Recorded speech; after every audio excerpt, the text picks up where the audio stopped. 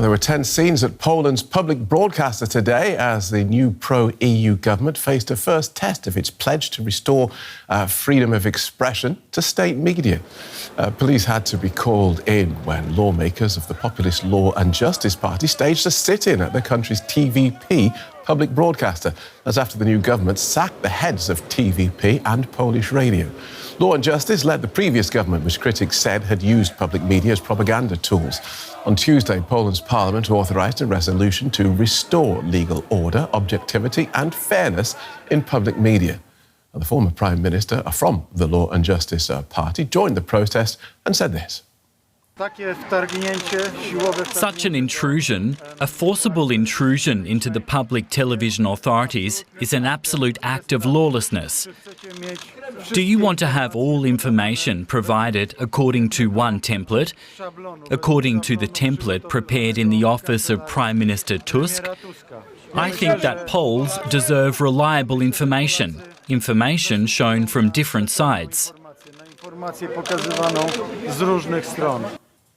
Martsin Zaborowski is Policy Director of the Future of Security Programme at the think tank Globsec. Welcome to DW. He joins us from Warsaw. So let's start with those comments then from the former Prime Minister, Mateusz Morawiecki, accusing Donald Tusk of attacking press freedom. What do you make of those? Well, that's the irony of this. But, you know, the situation as it is was created about 8 years ago when Law and Justice, the populist party that you've been referring to in your program, won the election, took over the government, and then subsequently changed the system of public media in Poland, which still occupies quite a sizable share of the market, about 30 to 40%. So this is still quite an important part of the media landscape in the country.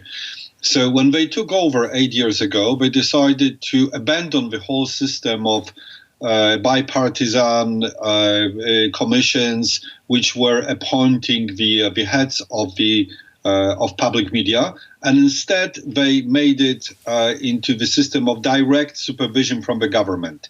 So what was public became governmental, and then in effect that meant that the system was, you know, the public television, so-called public television, the last 8 years was a tool of pro-government propaganda. Right. And now, when the new government comes in and wants to change the system back into, you know, the public media, they being accused of destroying the media freedoms and destroying the media plurality. Okay. So that's the irony of dealing with populists, really. All right. So just barely a week into his new term, and Donald Tusk, it sounds like he's going to face some serious opposition as he tries to, in his words, depoliticize Poland's public media. Yes, the opposition will be very steep. As I said, you know, public media still occupies a very sizable portion of market of the media landscape in the country, and it was an essential tool of the propaganda of Law and Justice government, and one of the major reasons for its success and them staying in power for 2 terms. Right. And they still actually came as the strongest party out of the last election. They fell short of having the majority, but they still performed very well. And throughout all these 8 years, you would hear that Donald Tusk, the current prime minister, is a German agent. Yeah, there is a lot of the anti-German sentiments being aired on that television. You would hear a lot of the Eurosceptic propaganda. So there was a lot of attacks. Forgive me, I do want to try and get a couple of other things in before we have to wrap it up. And the next target that Donald Tusk has in his sights is Poland's judiciary. Now, all around the world, whichever way you go, you start talking about reforming the judiciary, people just sort of throw their hands up in horror. What should we expect? I think there's going to be, you're right, I mean, there's going to be a very tough one. It's going to be a super tough one because, you know, throughout the 8 years of Law and Justice government, the principle of judicial independence was destroyed. The Constitutional Court was staffed with political appointees, and the same thing with the Supreme Court. and the system of disciplining the judges was also deeply politicized.